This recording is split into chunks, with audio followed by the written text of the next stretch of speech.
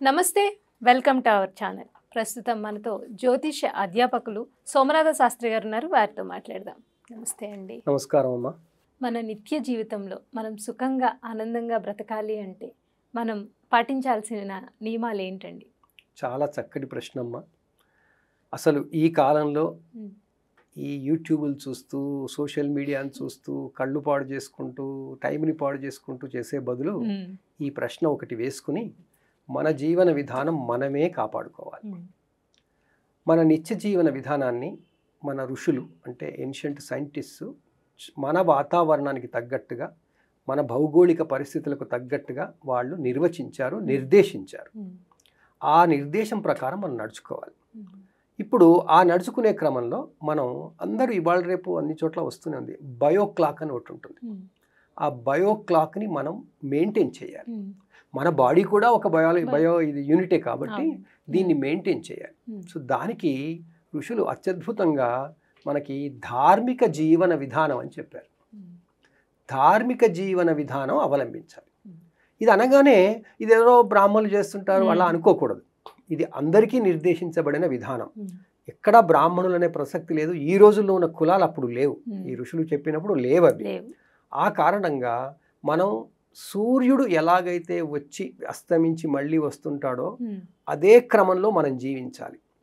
అలా జీవిస్తున్నప్పుడు మనకి మనం 24 గంటలు సరిపోవడం లేదు అని అనుకునే బదులుగా, ఇదంతా మనం మానసికంగా అనుకుంటాం.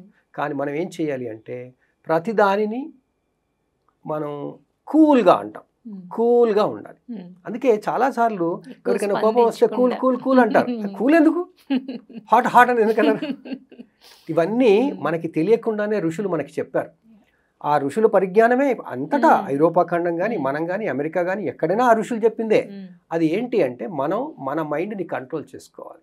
కంట్రోల్ చేసుకోవడం అంటే మనం ఏదో పట్టి ఆపాలని కాదు, ఒక నియమం ప్రకారం ఉండాలి. అందువల్ల నిత్య జీవితాన్ని నియమానుసారంగా చేస్తే దాన్ని మనం క్రమశిక్షణ అంటాం. క్రమశిక్షణగా చేయాలి. పడుకోవడం లేవడం క్రమశిక్షణ ఉండాలి. లేచిన తర్వాత చేసుకునే అన్నిటికీ క్రమశిక్షణ ఉండాలి.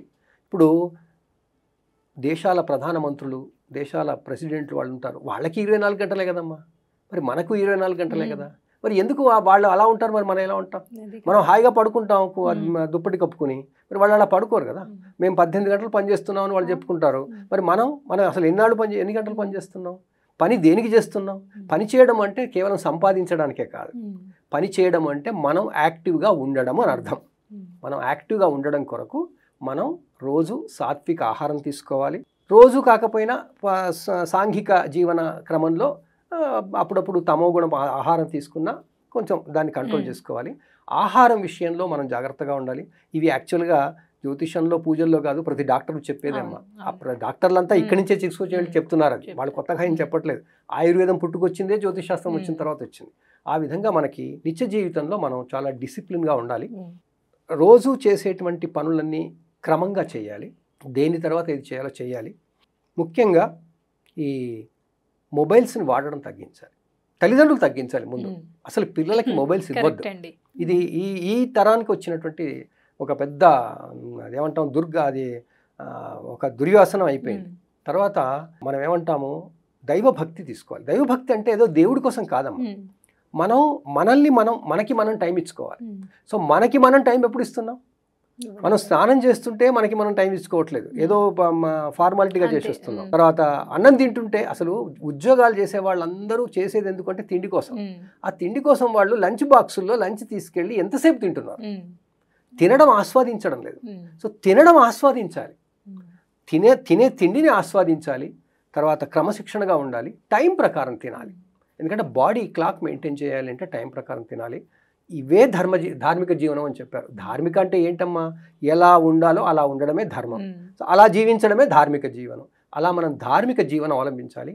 ఆహారం, నిద్ర, తర్వాత సమాజంలో ఉండేటప్పుడు ఇతరుల మీద మనం భక్తి తీసుకు ఉండాలి, ఇతరుల మీద శ్రద్ధతో ఉండాలి. మన వాళ్ళు ఋషులు పాతకాలంలో పంచమహాయజ్ఞాలు చేయాలన్నారు ప్రతి మనిషి.